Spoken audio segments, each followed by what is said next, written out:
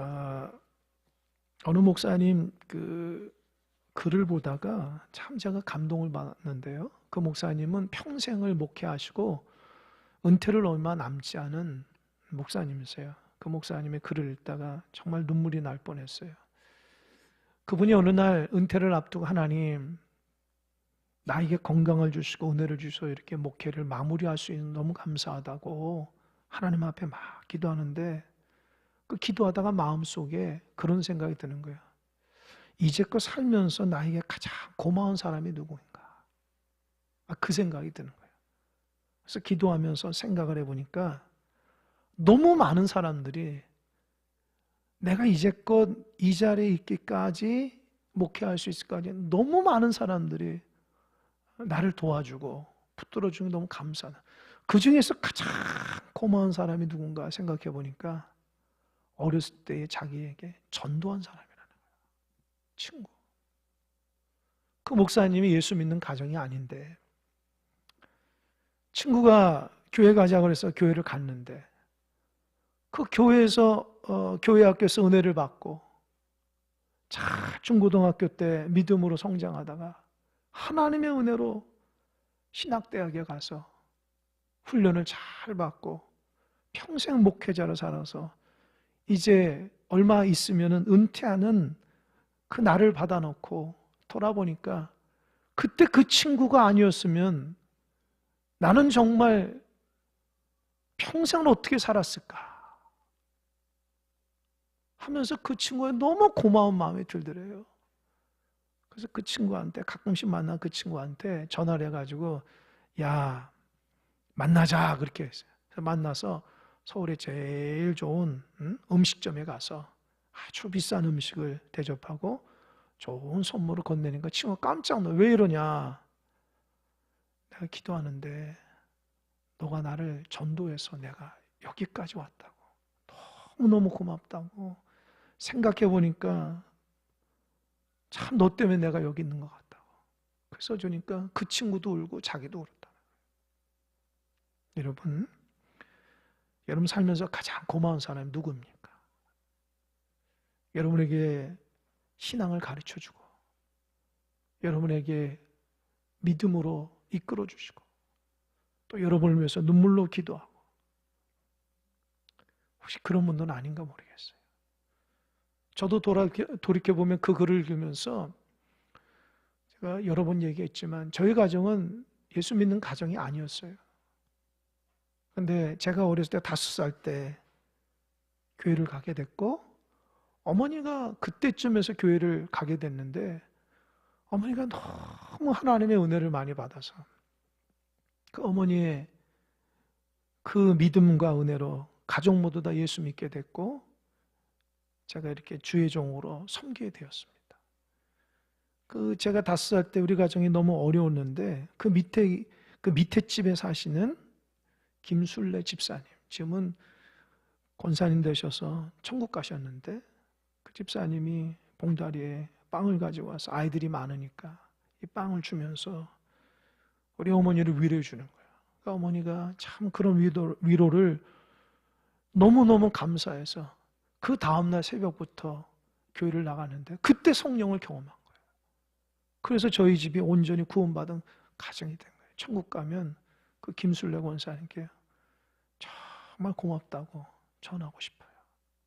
또 제가 이렇게 신학의 길을 걸은 것도 하나님께서 우리 믿음의 어머니를 허락해 주셔서 저는 어머니를 통해서 하나님 살아있는 것을 제가 봤어요. 믿는 사람이 어떤 사람이고 어떻게 모습을 살아야 되고 어떻게 신앙의 삶을 살아가야 되는지를 하나님 저에게 가르쳐 주셨기 때문에 제가 이제껏 믿음의 길을 걸어갑니다. 그래서 어머니 천국 가셨는데 가서도 제가 얼마나 참 고맙고 감사하다고 표현할지 다 이루 말할 수 없을 것 같아요. 여러분도 이제껏 믿음의 길을 걸어갈 때에 여러분을 위해서 기도해 주시고 여러분을 위해서 말씀을 전하는 수많은 목회자들 또 여러분의 믿음의 부모들, 형제 자매들 얼마나 많습니까? 그분들에게 감사하고 고마움을 잊지 않으시기 바랍니다. 그 놀라운 것은 하나님의 감동으로 그렇게 역사가 일어났다는 거예요. 오늘 본문은 참 고마운 사람들이 많이 나와요. 고마운 사람들. 오늘 말씀 보니까 세례 요한과 두 제자가 이렇게 거리에 있는데 예수님께 지나가고 계셨어요. 그러니까 세례 요한이 두 제자에게 야 봐라 보라 하나님의 어린 양이다 이렇게 얘기했다는 거예요. 하나님의 어린 양이란 말은 구원자라는 거예요. 1장 29절에 보면은 세례 요한이 그렇게 말해요. 저 세상 죄를 지고 간 하나님의 어린 양을 보라. 세상의 모든 죄를 짊어가서 자기가 다 십자가에서 짊어지고 우리 인류를 구원하기 위해서 구원자로 메시아로는 예수를 보라는 거예요. 여러분 세례 요한이 사역할 당시가 그 예수님이 그 공생이 시작할 때 한 전인데 얼마나 세례 요한이 많은 사람에게 영향력을 미쳤는지 몰라요. 요단강에서 세례할 때에 병든 자가 치유하고요. 모든 사람 회개의 세례를 했습니다. 그래서 오직했으면 세례 요한을 사람들이 아주 메시아 아니야? 그렇게 소문을 냈어요. 근데 세례 요한이 나는 메시아가 아니다. 나는 그리스도가 아니다. 나는 주의 길을 예비하는 하나님의 광야에 외치는 자의 소리다 이렇게 얘기해요. 주의 길을 예비한다는 거예요. 그리고 예수님과 자기를 비교하는 사람들에게 그렇게 하면 나는 쇠하지만 저분은 흥해야 된다. 얼마나 위대한 고백을 하는지 몰라요. 세례 요한은 자기가 수많은 능력과 권세가 있더라도 예수님이 하나님의 아들이고 메시아라는 것을 많은 사람에게 전하는 거예요. 심지어는 오늘 본문 위쪽에 보면은 세례 요한이 이렇게 세례를 베푸는 것은 모두 다 예수님께를 인도하기 위함이라고 말하고 있어요.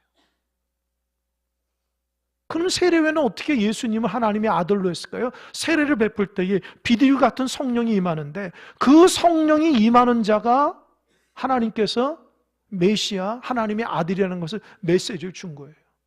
근데 보니까 성령이 임해서 예수의 머리에 성령이 임하더라는 거예요. 아, 그래서 저분이 메시아 하나님의 아들이라는 것을 정확하게 알았다는 거예요. 그래서 예수님을 대할 때도 하나님의 아들 메시아처럼 대합니다. 오늘 본문에 세례 요한의 두 제자가 함께 있다가 세례 요한이 예수님께로 가라 얘기했죠. 보라 하나님의 어린 양이로다. 그러니까 가라는 거예요. 세례 요한은 자기 사람 제자를 불리기 위해서 살아가는 스승이 아니었어요. 자기의 어떤 모든 것 통해서 예수님께로 인도하는 그런 선한 마음에 예수의 제자였던 겁니다. 두 제자가 예수님께 갑니다. 그리고 묻습니다. 그럴 때 예수님이 가다가 뒤를 돌아서 그 두 제자에게 뭐라 했냐면은 너희들은 무엇을 구하느냐? 도대체 무엇을 구하려고 나한테 오느냐? 이렇게 얘기해요.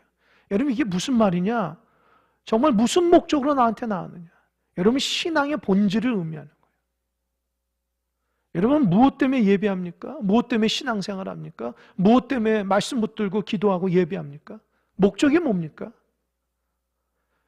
예수님 당시에 수많은 사람들이 가는 곳마다 예수를 따라다니는 두 종류의 사람들이 있다고 그러잖아요. 첫 번째 사람은 자기 목적을 이루기 위해서 예수를 따르는 거예요.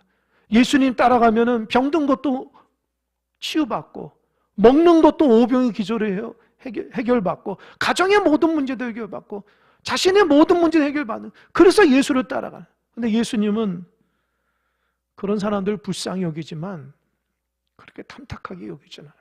근데 두 종류의 사람, 또 다른 사람의 무리가 있어요. 어떤 사람입니까? 십자가를 지는 사람, 하나님의 영광, 진리를 따라 사는 사람, 하나님의 그 은혜와 사랑 가운데 그 놀라운 진리 따라 사는 십자가를 질 만큼의 그런 헌신을 따라서 내가 주님을 위해서 헌신하고자 따라가는 사람들을 주님께서 가장 기쁘게 여겼어요. 그러니까 세례 요한의 두 제자가 예수님을 따라가니까 주님은 너 단순한 호기심으로 나한테 오는 거야? 아니면 너 목적 이루기 위해서 나한테 오는 거야? 아니면 진짜 진리이신 하나님의 아들을 믿는 그 믿음으로 십자가 지기 원하는 마음으로 오는 거야? 정확하게 묻습니다. 주님이 이 시간 여러분에 묻습니다. 여러분 왜 신앙의 길을 걸어갑니까? 뭘 좀 얻으려고 예수 믿는 겁니까? 아니면 나의 전부이신 주님 앞에 내 삶을 온전히 드리며 그 진리 가운데 믿음의 길을 걸어가기 위해서 살아가는 겁니까? 우선순위가 뭡니까, 여러분? 여러분, 우선순위를 잘 정하시기 바랍니다. 우선순위가 정하지 않으면, 주님께서 응답하지 않으면 버리고 도망간다. 내가 이런 삶을 원해도 주님께서 응답하지 않으면 실망하고 돌아갈 수 있어요. 근데 우리는 그런 사람들이 아니에요. 십자가를 따라, 진리를 따라 살아가는 사람들입니다. 세상의 탐욕에 사로잡혀 살아가는 사람이 아니에요. 믿음 따라 살아가는 하나님의 거룩하고 참된 제자입니다. 두 제자가 주님의 그 말씀 앞에 대답합니다. 선생님, 어디 계십니까? 이게 무슨 말이에요? 나 선생님의 진리를 따라 살고 싶습니다. 제가 선생님을 통해서 하나님을 만나고 싶습니다. 그런 얘기를 해요. 그때 주님께서 두 제자의 그 중심을 보시고 주님이 그런 얘기입니다. 와서 보라. 한번 따라해 보세요. 와서 보라. 따라오라는 거, 진짜 제자 되면. 그리고 나서 39절 한번 읽어보겠습니다. 39절 아주 중요한 본문인데요. 39절 시작. 예수께서 이르시되 와서 보라. 그러므로 그들이 가서 계신 데를 보고 그날 함께 계시니 때가 10시쯤 되었더라. 여러분, 이게 39절이 아무것도 아닌 것 같은데, 여러분, 예수님의 그 따랐던 두 제자, 세례 요한의 두 제자가 누구냐? 첫 번째로는 뒤에 나오는 안드레라는 사람이에요. 그리고 두 번째로는 요한복음의 저자 요한입니다. 그러니까 그때 두 명 중에 한 명인 요한이 이 부분을 회상하면서 기록할 때에 다시 한번 39절 보세요. 제가 읽어볼 테니까 요한의 마음을 잘 한번 살펴보세요. 예수께서 이르시되 와서 보라. 그러므로 그들이 가서 계신 데를 보고 그날 함께 계시니 때가 10시쯤 되었더라. 예수 만난 그 시간까지 정하는 거예요. 예수가 오라 해서 그냥 갔다고 얘기하는 것이 아니라, 요한은, 예수님의 제자 요한은 그때에 처음 예수 만난 그 시간까지 기록하고 있어요. 얼마나 감동이고 얼마나 은혜가 됐으면은 예수 만난 그 시간까지, 10시라. 우리 시간으로 하면 오후 4시예요. 그 시간을 잊을 수가 없다는 거예요. 주님과 함께해서 주님의 복음의 말씀을 들었을 때에 평생 자기 자신을 완전히 새롭게 하는 그 놀라운 시간이었다는 거예요. 그 시간까지 얘기해요. 그러면 도대체 주님과 두 제자는 어떤 말씀할까요? 성경을 아무리 찾아봐도 그 내용이 나오지 않아요. 그러나 그 반응은 나옵니다.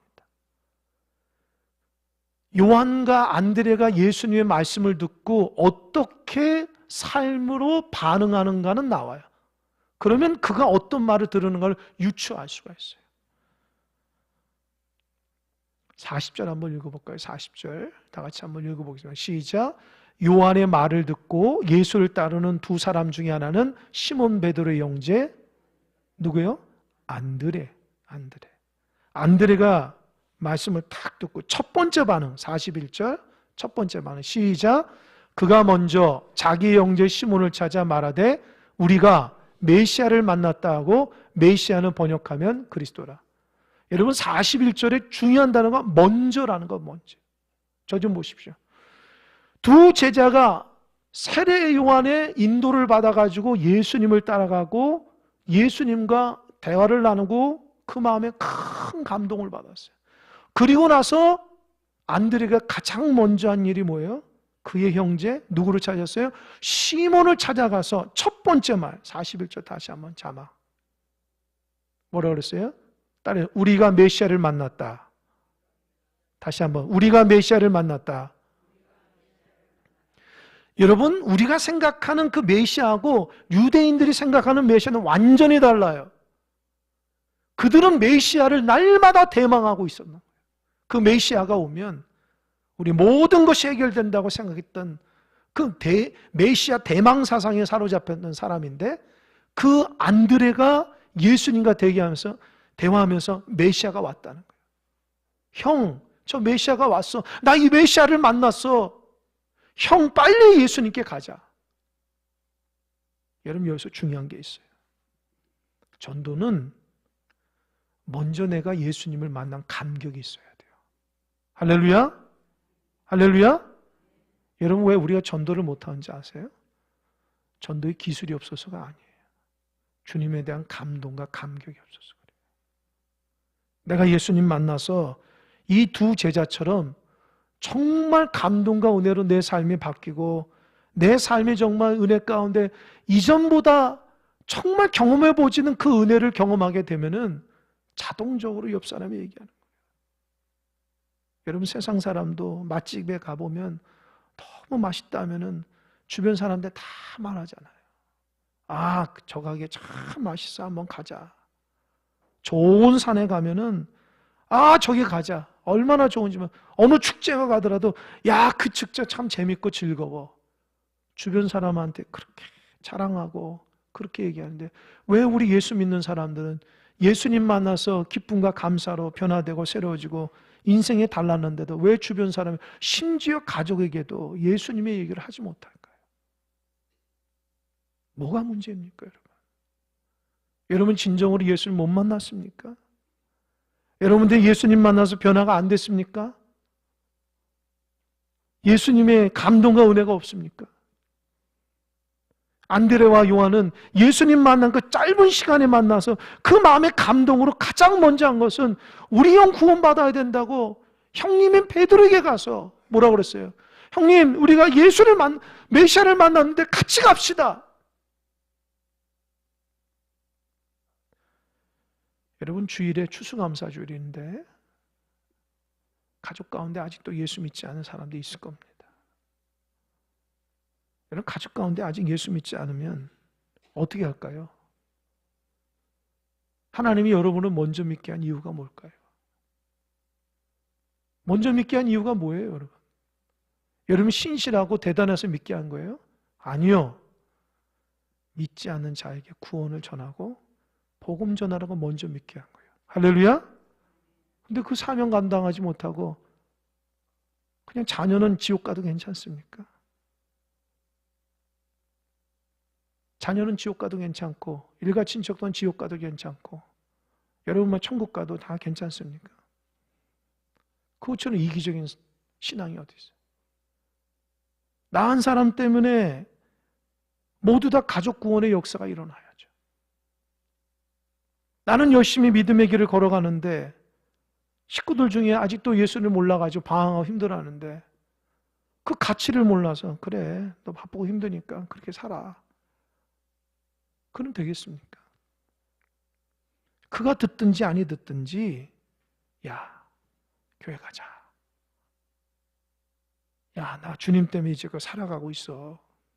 하나님의 은혜 없이는 나 여기 살 수가 없어. 야 내가 만난 주님 한번 같이 만나보러 가자. 그 얘기 못합니까?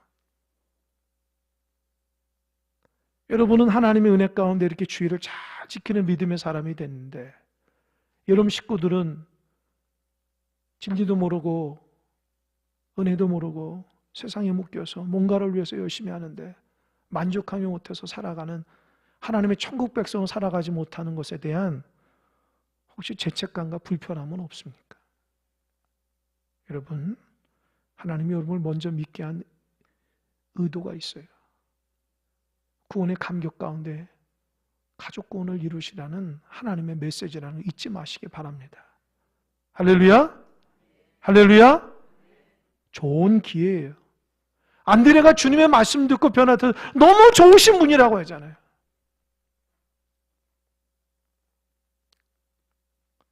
그것이 생명에 관련된 일이라면 여러분은 정말 업고 오든지 멱살을 잡고 오든지 끌고 오든지 야 너 죽고 사는 문제니까 가자 할 겁니다.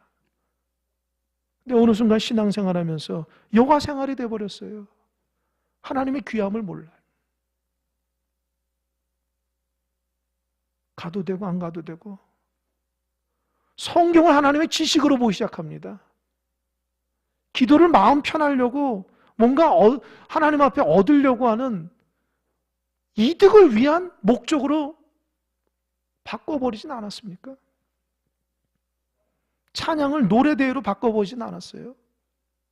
누가 잘하나 노래 잘하나 바꿔버리지 않았습니까? 하나님 영광 돌리는 찬양을. 여러분, 우리가 드려지는 모든 예배는 살아계신 하나님께 드려지는 거예요. 그래서 우리의 신앙은 정말 주님이 살아있다는 것을 우리 삶으로 보일 수 있어요. 그 은혜를 먼저 받고 내가 가장 소중한 사람에게 전해야 돼요. 야, 내 주님 없이는 살아갈 수 없다. 내 이제껏 사랑한 하나님의 은혜다. 내가 정말 주님 때문에 이제껏 산 거지 다른 거 없다. 너희들도 꼭 예수 믿고 구원받고 믿음의 길을 걸어가라. 하나님께서 너 인생 책임져 줄 것이다. 할렐루야? 왜 그런 말 못합니까? 여러분, 예수 믿는 게 부끄럽습니까? 예수 믿는 게 부끄러우신 분은 왜 신앙생활 하는 거예요? 부끄러운데. 담대하십시오.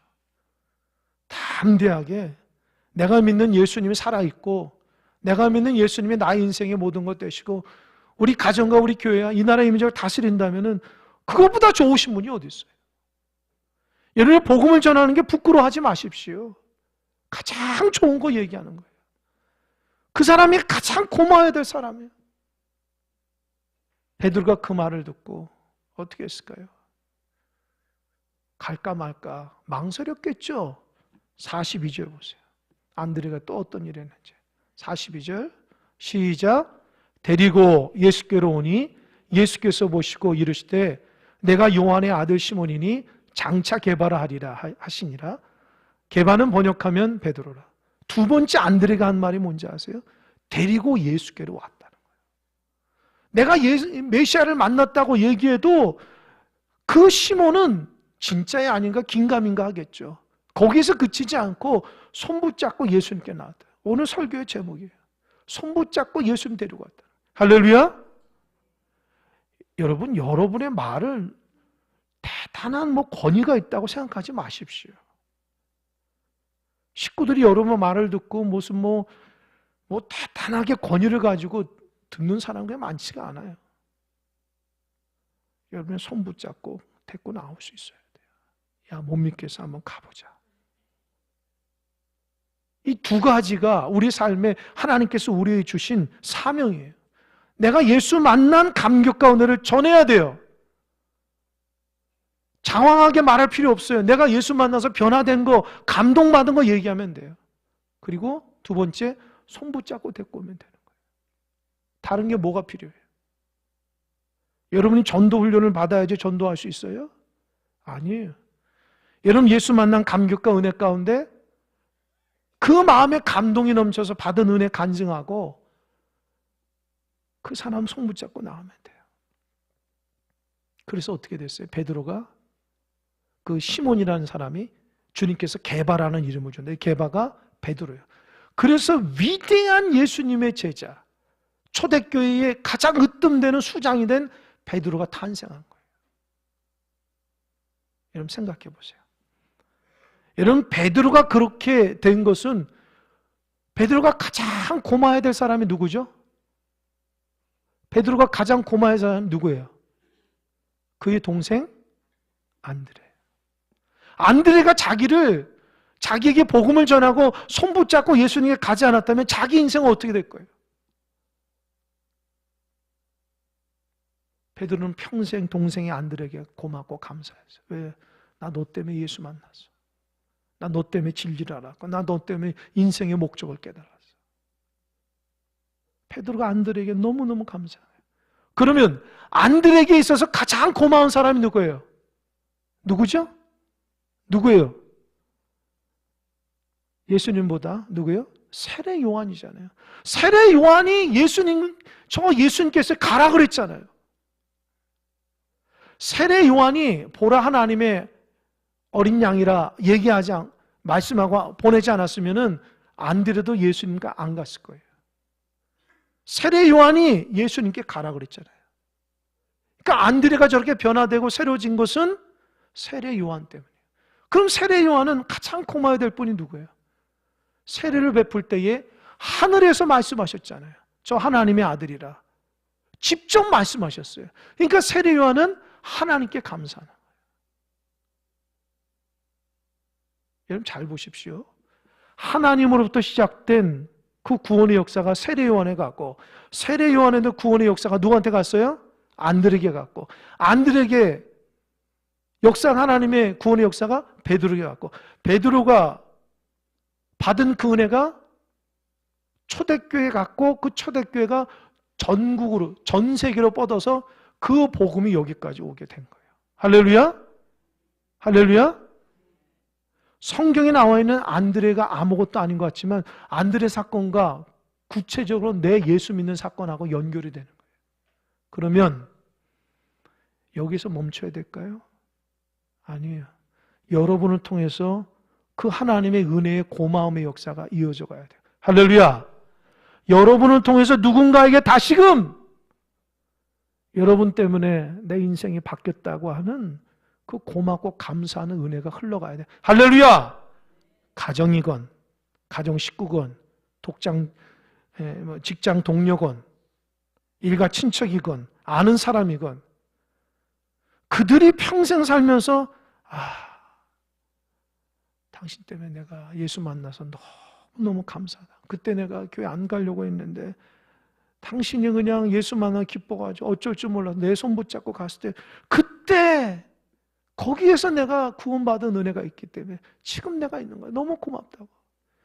여러분, 하나님께서 그걸 가장 기뻐하십니다. 할렐루야.